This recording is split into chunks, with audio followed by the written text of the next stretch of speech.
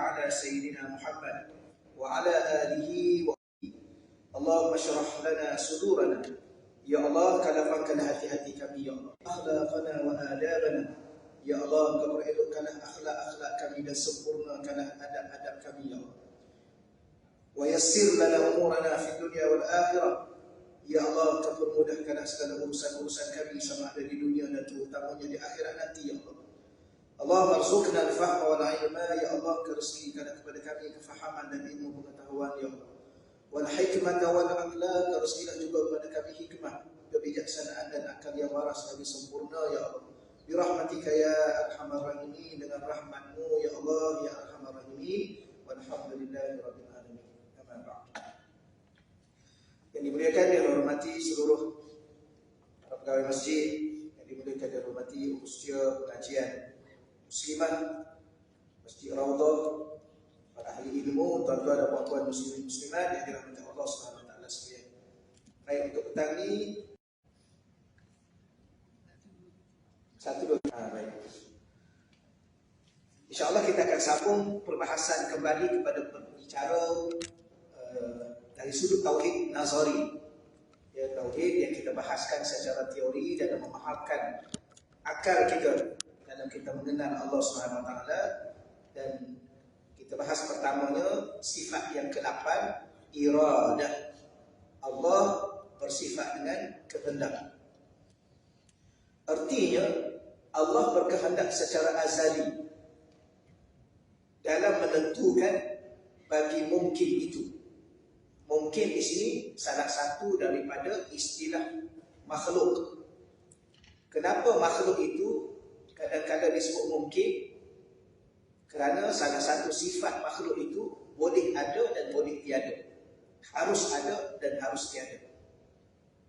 Jadi Allah sama ada untuk menjadikannya atau baik, sesetengah sifat yang harus bagi makhluk tersebut bersesuaian dengan ilmunya, ilmu Allah Subhanahu wa taala. Allah berkehendak dengan kehendaknya tanpa sebarang pengaruh daripada selainnya. Ini beza dengan kita makhluk. Kita ni banyak juga kehendak kan. Cuma kadang-kadang kehendak kita bukan kehendak kita pun, tapi kehendak siapa ya? Kehendak anak-anak. Betul ya? Ni saya ni datang ni bukan apa bawa anak-anak jangan datang.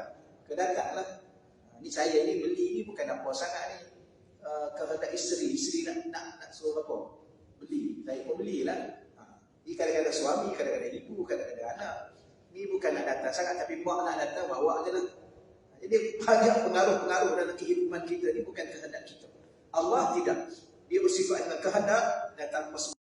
Dan kurungan tadi disebut, dia sebut kewujudan setiap makhluk ini yang ada ini.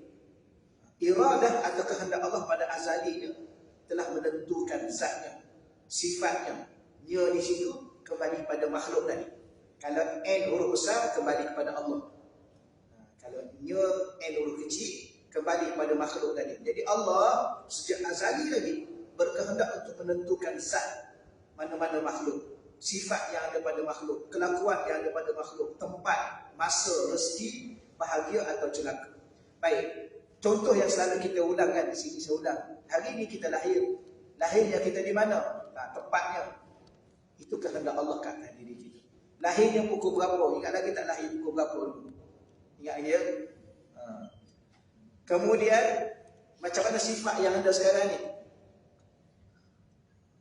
Sifat pada jasad. Bahagia tak sekarang ni?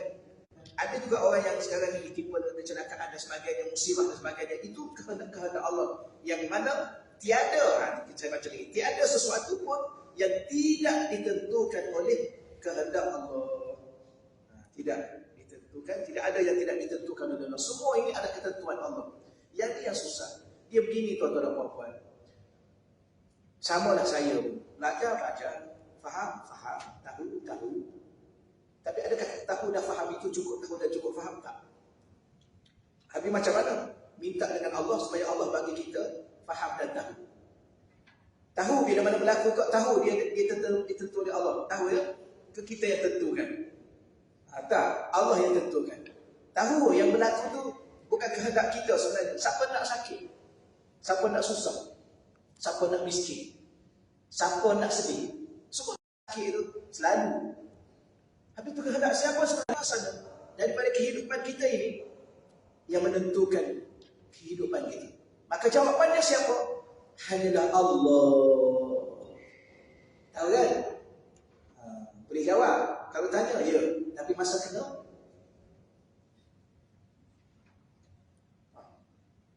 Masa kena. Masa kena musibah. Masa kena ujian. Masa kena sakit. Masa kena ditipu dengan kesedihan. Ditipu dengan ujian. Masa tu macam. Sebab tu, saya nak sebut sedikit. Sama lah kita lalui dalam hidup kita. Kita kan manusia. Cuma tempat yang berbeza, orang yang berbeza. Tapi kadang-kadang sakit juga kita pun. Walaupun dia di hospital, kita duduk kat rumah, sama-sama sakit juga. Walaupun dia sedih, kita pun sedih. Tapi dia sedih sebab ini, kita sedih sebab itu. Sedih juga lah.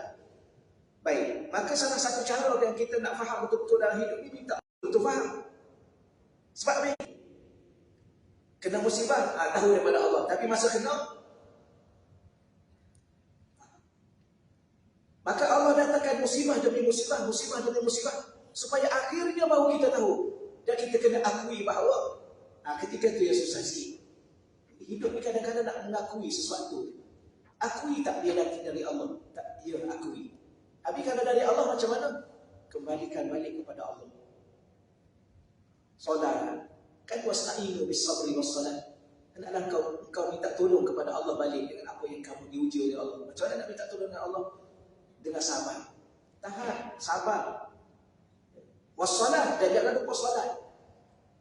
Lepas 2 rakaat solat lagi, 2 rakaat solat lagi. Sampai apa? Sampai Allah tunjuk jalan. Allah selesaikan persoalan musibah yang Allah timpakan pada kita. Dalam keadaan apa? Dalam keadaan Allah bagi kesabaran pada kita untuk kita makin dekat dengan Allah. Untuk kita makin dekat dengan Allah. Tapi kadang-kadang berapa ramai manusia yang ditimpa musibah oleh Allah, akhir sekali dia makin jauh. Rugi dia. Sebab tu dia musibah itu makin mendekatkan kita dengan Allah. Samalah saya, samalah kita semua pun. Ada waktu bila mana ditimpa musibah, ya Allah, sakitnya. Sakit kat mana? Macam-macam sakit. Kat kepala pun sakit, hati pun sakit kan. Kerana badan pun sakit. Tak tahu nak buat apa. Dia nak cakap macam mana? Sedih tetap akan sedih. Sakit tetap akan sakit. Derita tetap akan derita. Cuma bagaimana menukar derita itu jadi apa? Jadi pahala, jadi ganjaran. Jadi keredaan, jadi kerahmatan dari Allah. Nabi sakit tak? Nabi sakit. Dilontar dengan batu, kena kepala, patah gigi, luka. Nak banding dengan kita orang biasa. Maut Nabi beberapa kali ganda nak banding dengan kita. Nabi kadang-kadang ikat batu di perut, lapar. Anak baginda Nabi, dia puteri baginda Nabi Sayyidah Fatimah, kadang-kadang 3 hari 3 malam tak makan. Tak ada apa nak makan. Sakit tak? Sedih tak? Lapar tak? Ada seorang sahabat Nabi Abu Hurairah radhiyallahu anhu, Sayyidina Abu Hurairah radhiyallahu anhu. Dia lapar. Dia alun sufat. Dia duduk tepi beranda masjid macam ni. Dia tak ada rumah. Miskin dia. Tak ada rumah. Dia nak makan, kalau sahabat datang masjid, kalau ajak dia makan, dia makan. Kalau tidak, tak makan. Dan satu hari dah lapar sangat, dia keluar daripada masjid. Dia ditunggu satu tempat jalan yang selalu dia lagi di sahabat-sahabat. Seorang lalu, dia buat rebah-rebah badan dia bergelupu, nak tunjuk dia sedang lapar. Kadang-kadang orang lalu gitu saya. Apa-apa dia tengok. Kadang-kadang bawa orang tanya, apa masalah kamu ni? Dia sampai macam dia bergelupu, dia kata aku lapar. Tak boleh nak buat apa. Itu sahabat-sahabat Nabi. Siapa tu? Radhiyallahu. Dia dijemur tengah panas, dia letak batu di atas dada. Dahsyat tak hidup. Itulah kehidupan. Tapi semua tu berlaku. Yang ni nak mengaji. Mengaji boleh lah. Masa kena tu, tolonglah minta dengan Allah. Ya Allah, terima kasih Engkau bagi aku belajar, Ya Allah. Terima kasih Engkau bagi aku masa, Ya Allah, untuk aku datang belajar. Dan terima kasih, Ya Allah, aku bersyukur Engkau bagi aku faham. Tapi tolong di saat aku diuji untuk menambahkan apa yang sepatutnya kita lebih faham. Faham bila ya? Di saat kita lagi benda tu baru kita faham. Sakit. Orang tahu tak faham tak sakit? Di saat dia juga sakit. Orang yang tak pernah sakit, dia tak faham sakit. Dia boleh tahu. Faham boleh lah sakit ni, tahu mak kerja, tak boleh bangun, tak boleh berjalan, sakit. Tapi kalau dia tak pernah sakit, sampai tak boleh berjalan, dia tak tahu. Okay? Sedih. Kita tak pernah sedih, kita tak tahu. Ta'ala menguji kita dengan sebuah kesedihan. Saat itu Allah datangkan dalam hati kita bahawa ini adalah kehendak aku ke atas dirimu. Masa tu kita mampu bertahan. Kalau tak akan mampu kita bertahan. Kita nampak diri kita nampak orang yang menyedihkan kita nampak diri kita nampak orang itu yang menyusahkan kita. Akhir sekali tak ke mana kita. Itulah yang kita lalui. Kalau puan laluilah. Kalau saya laluilah. Hidup ni. Allah mustahil, kita baca perenggan ketiga. Mustahil Allah tidak berkehendak menentukan sesuatu yang wujud. Yang kita ada ni pun Allah adakan kita dengan kehendak dia, bukan kehendak kita. Ya, kehendak dia. Dia nak kita jadi lelaki, dia redha je lah. Dia nak kita jadi perempuan, redha je lah. Dia nak kita jadi apa, jadi je lah. Ya, hari ni jadi apa hari ni? Jadi orang lah kan. Kan? Ya. Ini terima je, itulah ayah kita, ibu kita. Dunia dan akhirat dia akan jadi ibu dan ayah kita. Itu je lah. Hari ni kahwin dengan siapa hari ni? Itulah suaminya, itulah isterinya. Rasa tak puas hati dah akhir-akhir. Itulah, redha je lah. Senang ke susah ke dengan dia? Derita ke? Apa? Bahagia ke? Laluilah. Ni yang susah nak cakap ni. Ustaz sedap lah cakap. Ada orang kadang-kadang kita nasihat kat dia. Dia yang minta nasihat kita nasihat, dia kata, dia cakap kat kita, Ustaz sedap lah cakap. Sedap ke tak sedap, itulah. Cuma saya ulang lagi sekali apa kenyataan yang saya akan buat ni. Ya? Bukan yang saya buat kerana kenyataan saya sendiri. Sebab ini yang saya belajar dengan syekh-syekh saya, murabi mursyid saya. Sakit yang kita lalui, kita tetap akan sakit. Derita yang kita lalui, kita redha Allah atau nak murka Allah. Sahabat pun sakit. Nabi pun kadang-kadang sedih menangis. Tapi menangisnya mereka menambahkan redha Allah ke atas diri mereka. Susah, subhanallah, tak baca cerita lah. Susah. Anak baginda Nabi, anak kekasih Allah. Bahkan Nabi kekasih Allah itu pun, subhanallah, begitu sekali susah. Tidur atas apa? Atas tikar daripada daun tamar, bangun berbekas, berkesan di badan Nabi, sahabat sampai menangis. Itulah kehidupan. Ya, itulah kehidupan. Cuma kehidupan itu akan membawa kita kepada redha dan rahmat Allah ataupun membawa murka ataupun ya, kemarahan Allah ke atas kita, yang akhir sekali Allah humban kita neraka. Sebab apa? Sebab hidup ni bersyukurlah dengan apa yang ada. Hidup ni pun satu kesyukuran. Hidup ni satu nikmat. Hidup ni, adanya kita ni dan hidupnya kita ni, itu sudah satu nikmat yang tak mampu untuk kita bayar.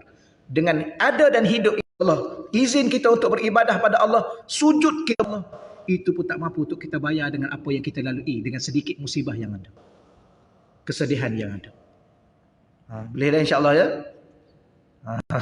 Serius sikit hari ini. Gitulah. Allah. Sama dah saya pun. Saat-saat, detik-detik yang kita lalui, kadang-kadang kita sendiri pun tak tahu macam mana kita nak lalui.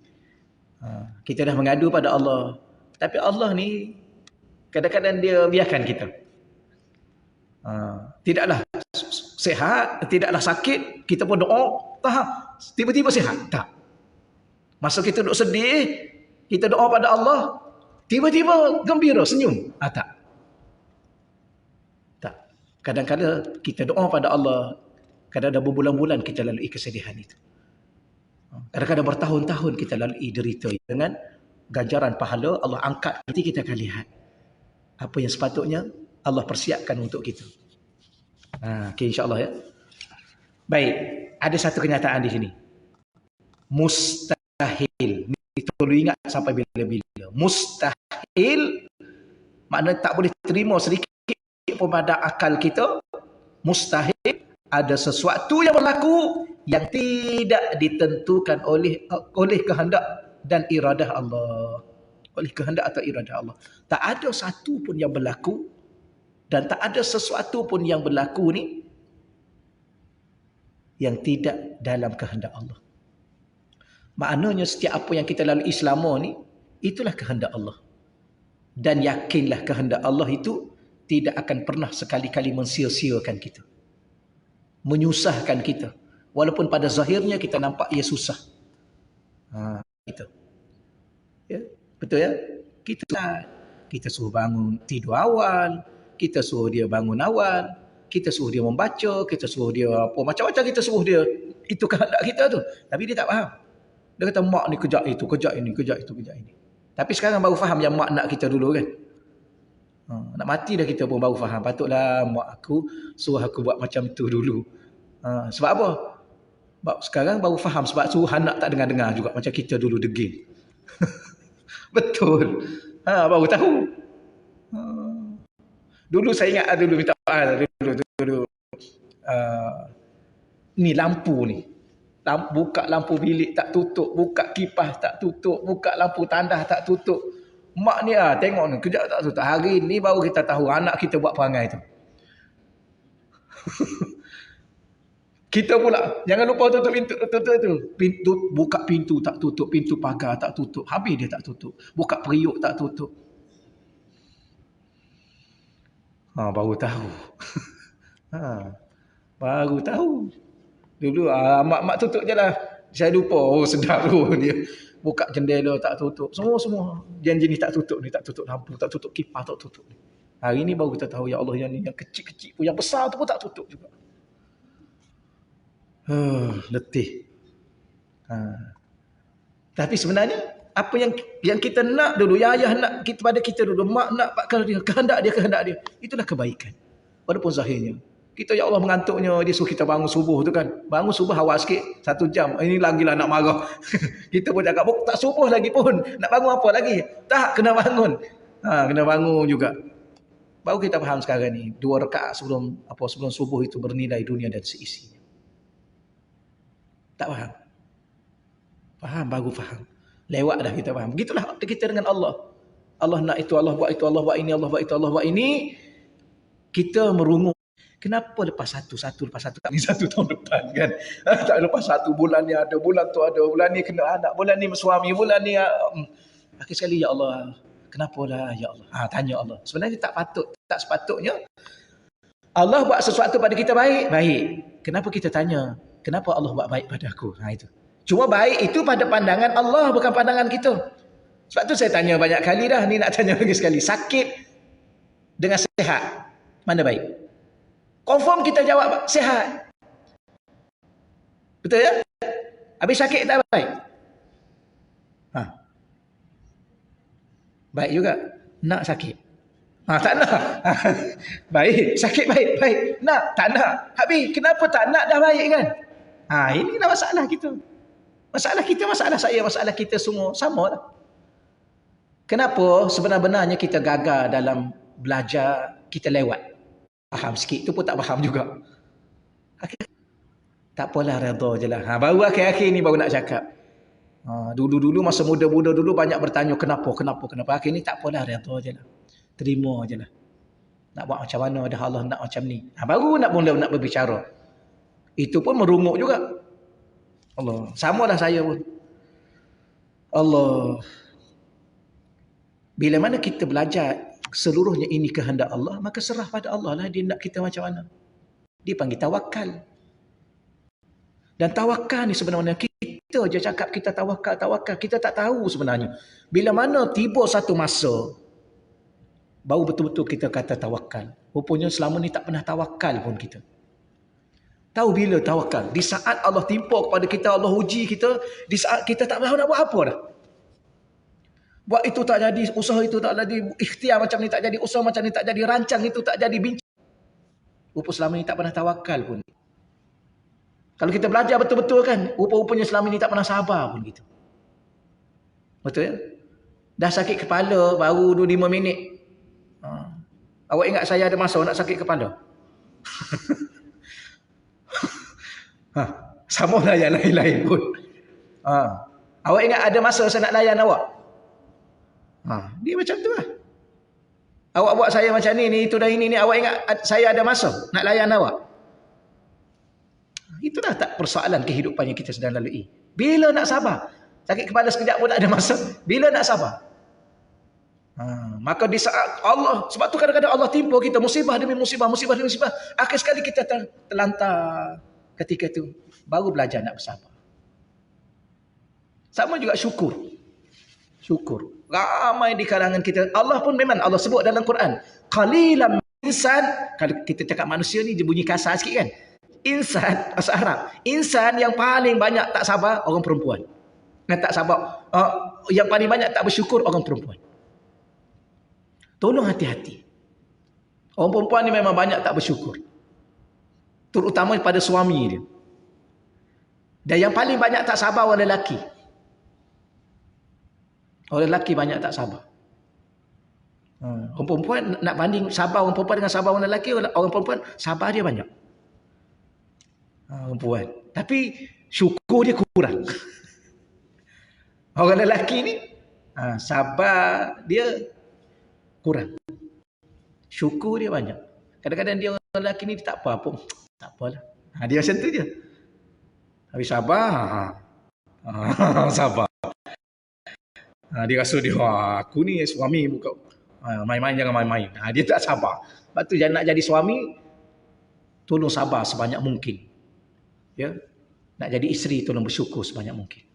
Kalau tidak habislah kehidupan saya dengan tuan-tuan. Sebenarnya saya suami, siapa saja suami-suami yang ada di luar sana, Allah sedang menguji kita. Ya, dengan isteri, dengan anak-anak, dengan kehidupan. Sama juga isteri, Allah sedang menguji dia dengan suami dia, dengan anak-anak dia, dengan kehidupan. Sebenarnya Allah nak tengok kita. Sebenarnya urusan kita bukan dengan suami, urusan kita bukan dengan isteri, urusan kita dengan Allah yang sedang memerhati kita. Sejauh mana menerima kehendaknya. Okey? Sejauh mana? Allah, mintalah doa banyak-banyak, sujud pada Allah banyak-banyak. Mana dalil Quran muka surat 128. Fa'alul lima yurid. Fa'al, Allah maha kuasa berbuat. Lima apa yang yurid dikehendakinya. Ataupun dia kehendaki. Yurid itu ada dhamir mustatir yang tersembunyi. Allah kuasa, fa'al, maha berkuasa berbuat, melakukan lima apa yang yurid yang dia kehendaki. Tapi dia terjemah di situ dikehendakinya. Yang dikehendakinya. Baik, masya Allahu kana wa ma syaa lam yakun.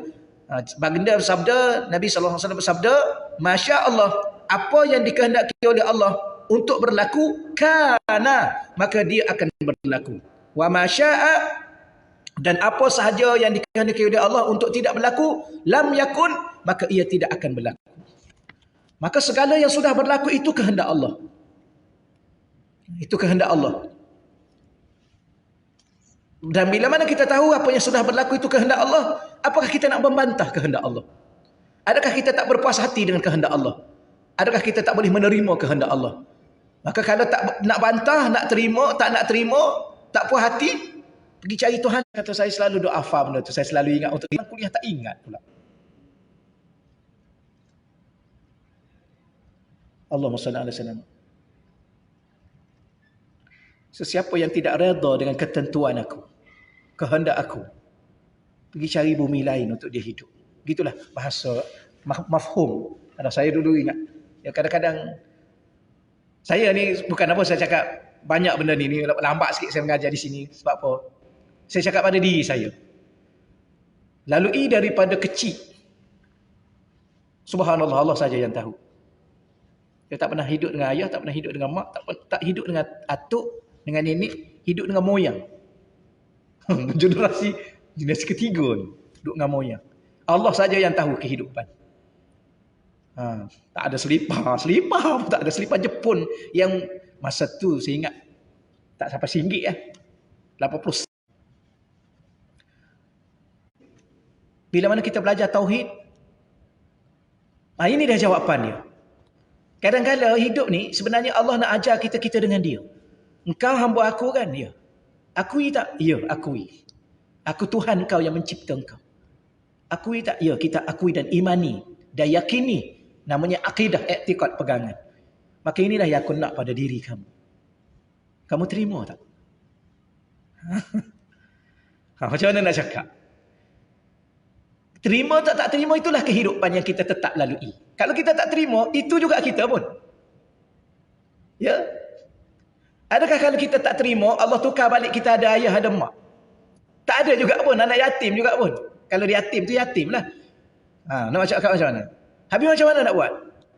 Nak tak nak, suka tak suka, mahu tak mahu, terima. Atau dalam bahasa Arab disebut redha. Tapi dengan redha inilah Allah bagi kita faham selepas ni, oh patutlah Allah buat kita macam ni.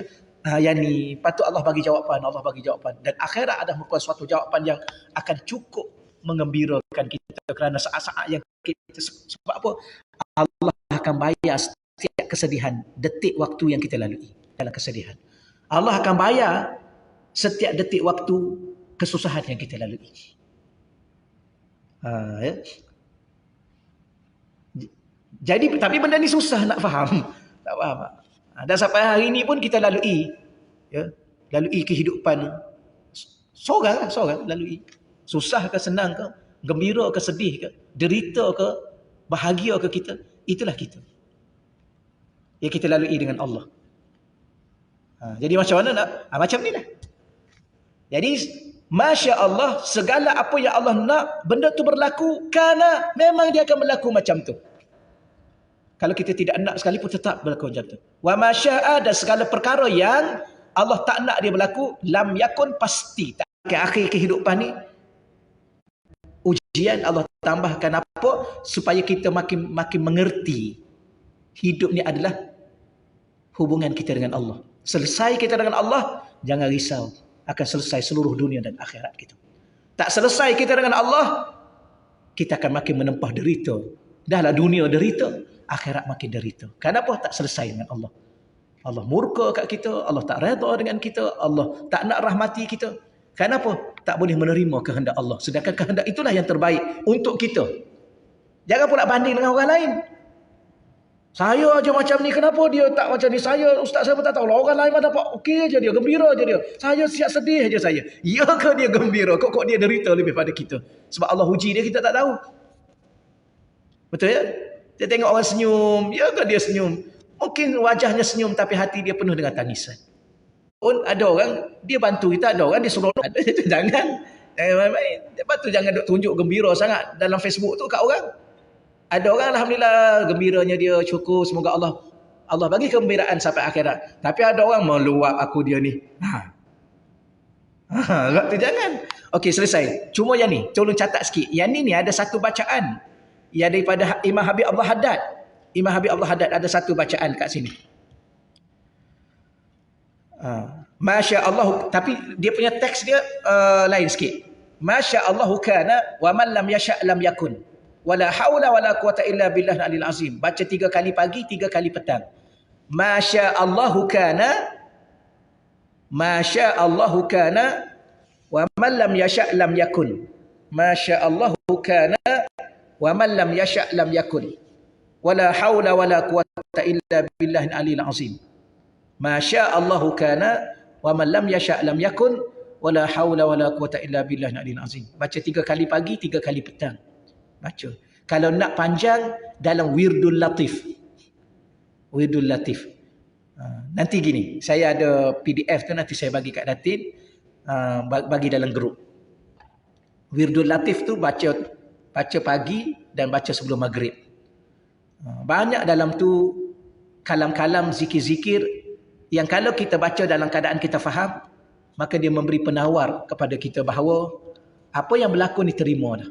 Dan minta doa, kadang-kadang minta doa, ya Allah, pertamanya tolong kau jadikan hati aku hati yang lapang, ya Allah. Hati yang luas. Hati yang menerima setiap musibah yang kau datangkan pada aku, ya Allah. Sebab kadang-kadang terima tu dulu. Boleh terima tak? Yang menjadi masalahnya kita tak nak terima. Tapi persoalannya terima atau tidak, itulah hakikat yang kita sedang lalui, yang kita kena lalui. Terima ke tak? Atau kita menambahkan lagi beban dengan apa yang sudah sedia ada. Itu susah nak cakap ya, susah nak bagi tahu. Okey, selesai. Ada soalan tak? Yang ni habislah. Ni akal, ni sekadar faham akal. Walaupun saya bawa pada tuan-tuan dan puan-puan dari segi rasa untuk kita lalui dalam hidup kita. Baik, perbahasan tauhid amali. Yang ni masuk kepada perbahasan kedua, perbahasan tauhid dari sudut amal. Apa makna amali? Praktikal kita dalam menjalani kehidupan ini. Kerana tauhid bukan sekadar cakap, bukan sekadar faham, Tauhid adalah sesuatu yang ada di hati untuk kita rasai, dan sesuatu yang dirasai itu dia bukan sentiasa ada dalam hati. Dia akan terbit melalui percakapan, dia akan terbit melalui tindak tanduk kita. Adakah kita betul-betul bertauhid? Cakap boleh, tapi masa buat tu tak sebagaimana yang kita cakap. Cakap apa? Tak apalah, dah Allah nak uji saya macam ni, nak buat macam mana? Tapi kejap mengamuk. Kan? Minta maaf saya cakap betul. Kejap masam muka, kejap muncul. Kejap samalah kita. Samalah. Termenung. Kadang-kadang telah bilalah nak selesai masalah. Pula. Betul saya cakap. Samalah saya pun. Subhanallah. Kadang-kadang nak pecah kepala kan. Nak pecah kepala. Ya Allah, macam manalah aku ni. Tadi kata terima. Lalu tempuh satu-satu, pelan-pelan. Minta Allah bagi kita sabar. Minta Allah bagi tunjuk jalan kepada kita. Minta Allah selesaikan masalah kita. Allah. Boleh insya-Allah ya? Baik, tajuk ni di bawah berkaitan dengan ini ialah galakkan agar berbaik sangka kepada Allah. Dalam berinteraksi dengan kehendak Allah, ana inda zanni abdi bi. Aku inda zanni pada sangkaan hambaku tentangku. Ana inda zanni abdi bi. Tapi dia terjemah macam ni. Aku pada sangkaan hambaku tentangku. Dan aku bersama dengannya tak kala dia mengatiku. Allah Ta'ala mengikut apa yang kita sangka kepada dia. Aku pada sangkaan hambaku tentangku. Kalau kita sangka apa yang Allah datangkan pada kita semuanya kebaikan, Allah akan datangkan selepas itu kebaikan demi kebaikan demi kebaikan. Tapi kalau kita sangka bahawa apa yang Allah uji kita ni sebab Allah nak bebankan kita, lepas tu akan datang beban demi beban demi beban. Kalau kita sangka bahawa Allah uji kita sebab Allah sayang kita, maka Allah akan makin bertambah-tambah sayang pada kita. Tapi kalau kita sangka bahawa Allah Ta'ala uji kita, bebankan kita sebab Allah dah benci, Allah ni dah tak sayang kat saya. Allah Tuhan yang maha sempurna. Sayang. Allah Tuhan yang maha pemurah. Ya. Allah. Baik, kemudian Imam Ibn Hajar. Yang tadi itu hadis. Imam Ibn Hajar Asqalani memberi penjelasan firman Allah dalam hadis kursi tersebut. Apa maksud dia? Aku pada sangkaan hambaku tentangku. Bermaksud, jika seseorang hamba itu menyangka bahawasanya aku, iaitu Allah, menerima amalannya. Menerima amalannya yang baik, aku akan memberi pahala ke atas amalannya dan aku akan mengampuninya tak kala dia meminta ampun. Maka baginya. Minta ampun. Saya silap. Dia setakat tu. Kalau kita sangka setiap kali amalan yang kita buat tu Allah terima, maka Allah akan bagi pahala itu. Tapi kalau kita minta doa pada Allah dan kita sangka Allah menerima taubat kita, maka Allah akan menerima dan mengampunkan dosa-dosa kita. Maka begitulah segala apa yang disangkakan itu daripadaku.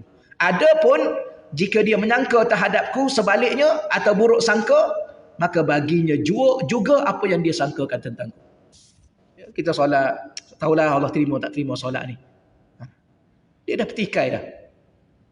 Dia kena, ya Allah, aku sangka, ya Allah, aku tahu solat aku tak sempurna, ya Allah, tapi aku yakin Engkau Tuhan yang maha penyayang, maha pemurah, maha lembut, maha menerima segala amal baik walaupun sedikit. Kita sangka begitu, maka Allah akan bagi pahala di atas ganjar yang kita buat. Apa makna Allah bagi pahala? Berarti dia menerima amalan tu. Kalau dia tak terima awal-awal amalan tu, dia tak akan bagi pahala. Itu maksud dia. Begitu juga bila mana kita minta ampun. Ya, kita ampun, ya Allah, aku banyak dosa, ya Allah. Banyak sangat salah aku, ya Allah. Dan kadang-kadang tuan-tuan sekalian, salah kita ni kadang-kadang apa ya? Kadang-kadang dah tahu dah benda tu salah buat juga. Betul ya? Betul. Dah tahu dah benda tu salah buat juga. Dah lah buat juga. Bukan sekali, berkali-kali. Tak tahulah, ya Allah, tapi aku yakin Engkau Tuhan yang maha pengampun. Ampunkanlah aku, ya Allah. Dan aku yakin Kau mengampuni. Maka Allah akan hapuskan dosa-dosa kita. Saya ni, kadang-kadang orang cakap, saya ni tak tahulah Ustaz, ada harapan, tak ada harapan. Allah tak ampun dah dosa saya banyak sangat. Kalau itu yang dia cakap, itulah Allah akan buat pada dia. Bimbang-bimbang terselit sedikit satu sangka buruk pada Allah. Yang ni kita kena jaga ya. Kadang-kadang Allah tak cakap gitu pun, kita yang cakap lebih-lebih. Kadang-kadang kita berinteraksi dengan orang pun sama juga kita ni. Padahal orang tu tak cakap pun apa kat kita pun, kita yang lebih-lebih aja sangka pada dia. Tu macam tu benci kat saya tu. Lah bila dia cakap bencinya? Tu macam perempuan dengan suami apa kadang perempuan kadang-kadang buat macam kat suami macam tu kan. Wala quwwata illa billah. Samalah saya pun. Kita balik penat. Tak tengoklah, tak tengok. Tak nak tengok muka dia tu. Tak sayanglah tu. Bila kita cakap inilah. Ya ke perempuan macam tu juga kan? La haula wala quwwata illa billah. Padahal kawan tu tak ada apa pun. Okey ya? Gitulah bimbang-bimbang kita juga dengan Allah macam tu jangan. Jangan kita buat macam tu. Contohlah kita doa. Kita doa tak makbul. Dah lama dah doa tak makbul. Mana ada doa tak makbul? Semua kan doa makbul. Siapa bagi tahu? Allah bagi tahu, ud'uni astajib lakum. Ud'uni astajib lakum. Kamu doa pada aku mustajab doa kamu, aku makbul doa kamu. Tiba-tiba cuma makbul tu lambat. Lambat tu bukan masalah Allah. Allah dia pemurah. Mana ada yang maha pemurah melambat-lambat kan? Sudah tentu pemurah tu dia memberi dengan cepat. Dia apa lagi? Dia penyayang. Mesti dia akan bagi lebih kalau dia bagi pula. Memang Allah selalu bagi lebih kat kita. 1 ganda 10 kan? Kan 1 ganda 10, 1 ganda 10. Bahkan 1 ganda 700. Itu pemurahnya Allah dan penyayangnya. Habis apa masalah yang lambat tu? Tanya diri sendiri. Sebenarnya masalah lambat tu bukan masalah Allah. Masalah diri. Kadang-kadang kenapa lambat? Kerana tak cukup ikhlas. Kenapa lambat? Minta main-main. Dah orang ada doa, dia doa. Amin. Amin. Amin. Cuba tuan-tuan perhati yang duduk tengah doa tu. Saya kadang-kadang nak, duduk buat apa ni? Kita duduk sebelah dia kan? Orang Arab ni Arab. Orang Melayu okey ke? Doa. Cuba tengok letak atas paha. Amin. Aduh. Penat. Betul tak? Kalau orang cakap dengan orang sana pula. Amin. Kita kata dia ni harga dengan kita. Kita nak bagi kat dia. Dia muka dia duduk belah sana. Lepas tu masalah sebenarnya lambat tu bukan masalah Allah tau. Masalah kita. Tapi kita dah lah masalah tu daripada kita. Kita pula bersangka buruk dengan Allah. Tak tahulah Allah ni dah lama dah minta tak bagi-bagi. Inilah perangai buruk kita. Ini nak belajar ni. Okey dah lah ya. Lepas pada ni jangan buat macam tu. Sebab tu doa ni tengok kat tapak tangan berharap. Kenapa tengok kat tapak tangan? Seolah-olah nak nampak ni apa yang dah diberi ni. Ada satu je doa yang angkat tangan tinggi kemudian tengok ke atas. Doa selepas wuduk. Doa lepas wuduk tu asyhadu alla ilaha illallah.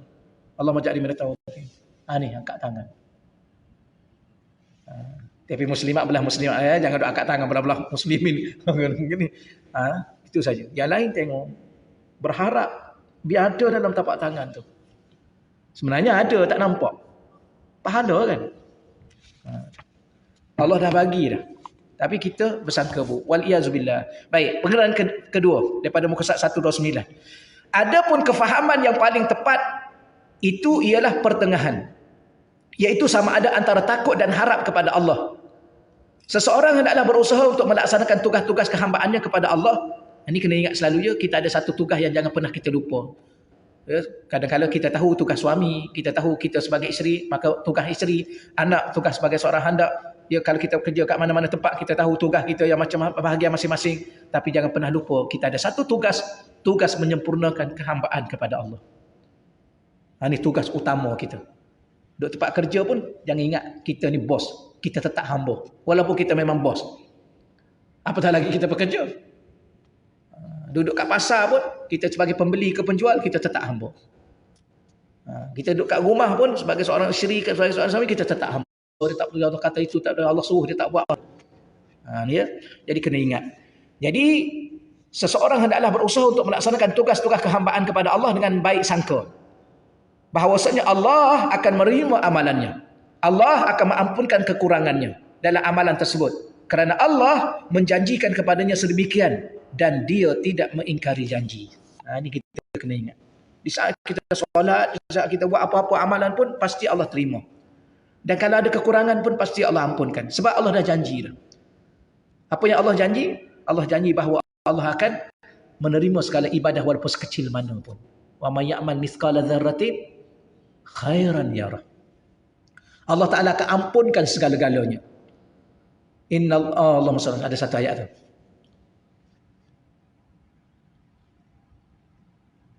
Ada satu ayat tu. Allahumma salli alaihi wasallam. Allah tidak akan ampun dosa syirik. Wa yaghfiru ma duna dzalika liman yasha. Dan Allah akan, apatah lagi kita solat, bukan kita buat dosa, kita solat cuma ada kekurangan dalam solat, pasti Allah akan ampunkan. Yang buat dosa itu pun, yang tak solat itu pun, kalau dia ingin bertaubat kembali pada Allah pun Allah terima. Bagaimana kalau kita solat cuma kekurangan dalam bacaan kita, dalam rukuk kita, pasti Allah akan ampunkan kita. Itulah kita kena sangka begitu dengan Allah, dan Allah tak akan mungkir janji. Kalaulah dia berbuat prasangka dengan sangkaan yang buruk, maka ia akan membawa kepada putus asa daripada rahmat Allah. Doa-doa tak dapat, doa-doa tak dapat, akhir sekali dia kata tak apalah, Allah ni dah tak nak terima doa dia. Putus asa lah dia dengan Allah. Berputus asa dengan Allah itu perangai orang kafir. La ta'asu min rahillah. Jangan pernah sekali-kali kamu putus asa daripada rahmat Allah. Kerana yang putus asa dengan rahmat Allah ni ialah orang kafir sahaja. Walau dosa kita banyak mana pun, sebesar mana pun, berkali-kali pun, jangan pernah bersangka buruk, Allah tak akan pernah terima. Kerana Allah nak bawa kita kepada dia. Dan dia letak kita di syurga. Lepas tu dia tak nak kita tunggu lama. Lama-lama sangat duduk atas kemudian muka dunia ni kan. Nak buat apa? Puan-puan, cuba perhati betul-betul dengan dunia yang ada ni. Walau sekaya mana pun, walau sesehat mana pun, walau sehandsome mana, secantik mana pun, apa itu je lah. Betul ya? Betul? Ini bukan itu, ini je lah, ini je lah. Yang handsome last kali tak handsome dah sekarang ni. Yang cantik dah kurang cantik dah sekarang ni. Yang kuat, kuat apa? Nak angkat gula sekilo pun tak boleh. Bukan gula sekilo, nak kacau gula dalam cawan pun dah tak boleh. Itu je lah. Ya, dulu rumah begitu lagi besar, akhir sekali duduk kat mana? Satu bucu daripada rumah tu. Malah dah nak pergi. Subhanallah. Depan dunia yang ada. Nak apa? Kadang-kadang minta ni cakap contoh ni kan. Kita nak cepat, nak kuliah lewat ni. Ya, cepat. Tahu kereta depan kita tu, BM. Bawa slow, kita pun potong sikit. Oh, patut pun pakcik. Minta maaf cik. Minta maaf tuan Haji. Pakcik.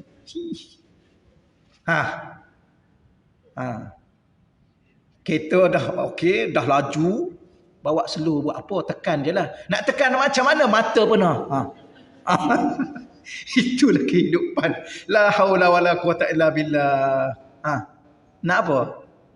Nak seronok dengan apa yang ada lagi? Tak nak faham lagi kehidupan ni apa benda sebenarnya. Allah. Lepas tu aku tak nak hidup dah ya Allah. Aku nak mati dah ya Allah. Dengan apa yang ada. Tak sudah-sudah. Betul saya kata. Macam sekarang ni pun dia kata tahu dah tak mahu dah. Cuma ada satu benda yang menyebabkan alasan, mungkin ada dua lah alasan saya yang saya rasa nak bertahan lagi. Pertama, saya ingat ni percaya lah, saya kongsi lah, minta maaf setakat ni, tapi ni live ni masalah ni dia sebenarnya di satu dunia ni. Ada satu benda yang menguatkan saya untuk saya hidup. Sebab saya nak terus doa pada mak saya supaya Allah pilih mak saya jadi ahli syurga tanpa hisab. Ini alasan yang saya nak mampu bertahan sikit. Dan saya sehari-hari saya bagi tahu dalam solat saya, dalam hidup saya, ya Allah, kau ambil semua segala pahala aku yang ada walaupun sekecil mana pun, kau bagi pada mak aku untuk dia layak jadi ahli syurga tanpa hisab.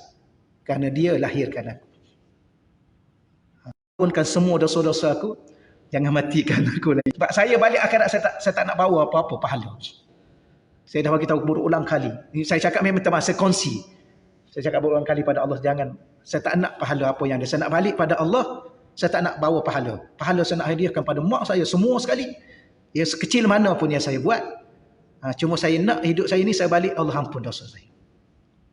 Itu rasa kuat sikit nak hidup.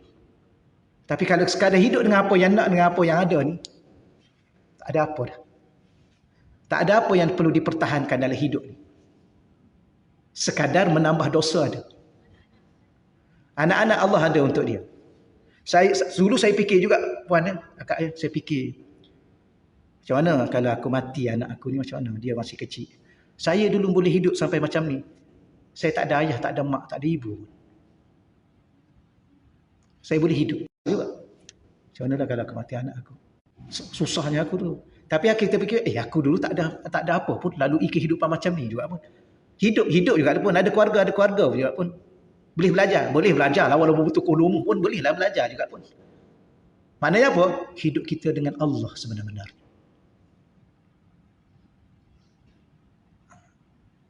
Boleh. Kehendak.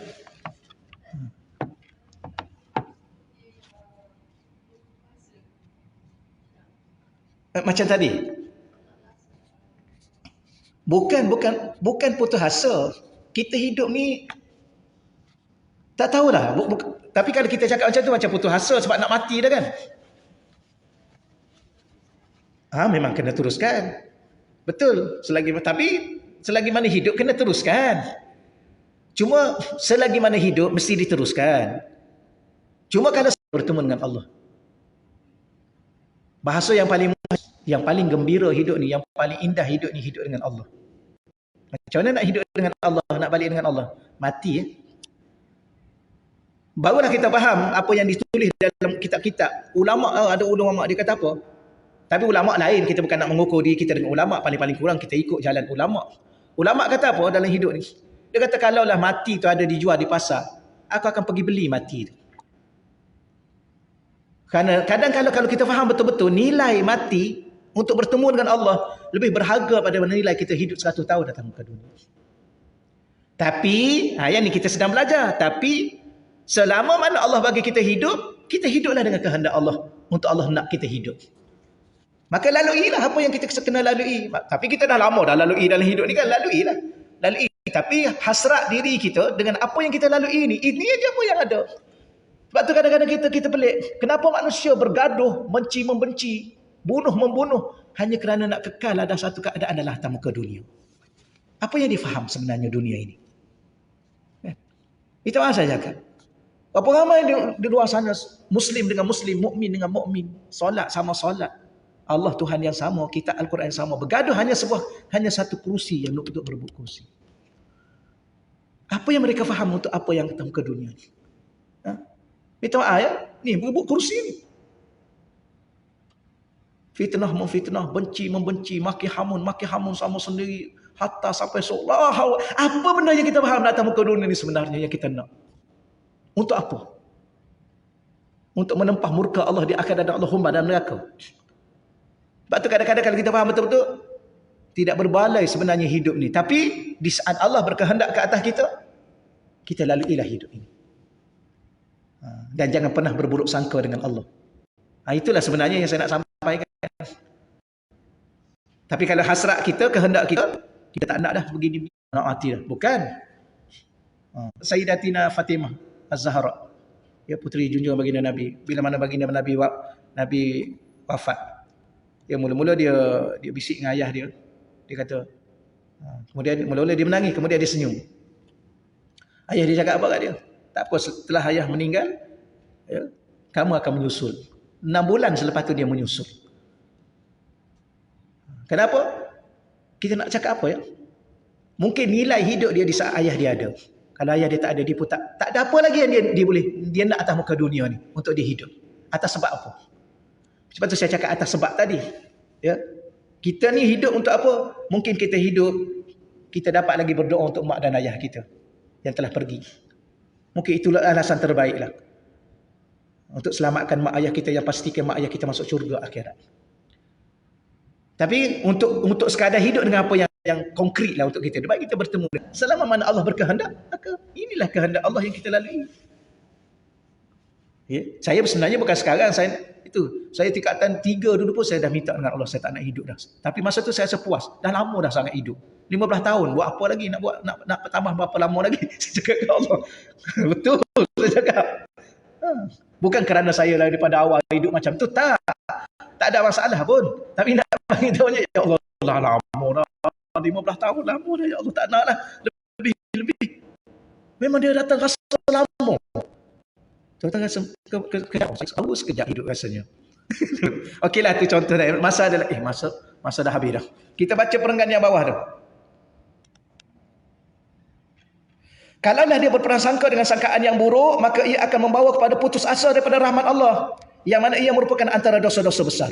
Jika dia mati dalam keadaan buruk sangka tersebut, maka itulah yang tanpa rasa bersalah, maka dia merupakan seorang yang jahil lagi. Sangka dengan Allah, Allah akan ampunkan dosa-dosa dia. Tapi dia buat dosa hari-hari, dia ulang dosa yang sama. Ini mempermain-mainkan Allah, ya. Dengan sengaja pula tu buat dosa. Lepas tu dah lah tengah sengaja buat dosa, lepas tu tak rasa bersalah sikit pun. Kemudian harap Allah ampun dia. Berbaik sangka dengan Allah kononnya. Itu bukan berbaik sangka. Itu mempermain-mainkan, mengolok-olokkan. Orang yang berbaik sangka dengan Allah, lain cerita dia. Baik, kita sambung minggu depan. Dia muka surat 130 tu. Jadi, muka surat 130 nak baca dulu pun tak apa. Nak tahu kita ni jenis berbaik sangka ke tak berbaik sangka. Tengoklah. Kalau betul dengan apa yang ditulis oleh ulama dalam muka surat 130 tu, ayolah. Kalau tidaklah. Walaupun 1000 baik sangka, kita menyangka diri kita berbaik sangka. Wallahu a'lam. Setakat tu dahulu insya-Allah, ya. Moga-moga Allah Taala bagi saya, tuan-tuan dan puan-puan, anak cucu dan zuriat kita fahami hidup ini adalah dengan Allah. A'udzubillahi minasyaitonirrajim. Bismillahirrahmanirrahim. Ala asyrafil anbiya'i wal mursalin wa ala alihi wa sahbihi. Allah marzuqna fahman nabiyyin wa hifzal mursalin wa ilhamal malaikatil muqarrabin. Allah marzuqna futuhal arifin. Ya Fatahu ya Alim, ya Fatahu ya Alim, ya Fatahu ya Alim. Wa sallallahu ala sayyidina wa lana Muhammad walhamdulillahi rabbil alamin. Assalamualaikum warahmatullahi wabarakatuh.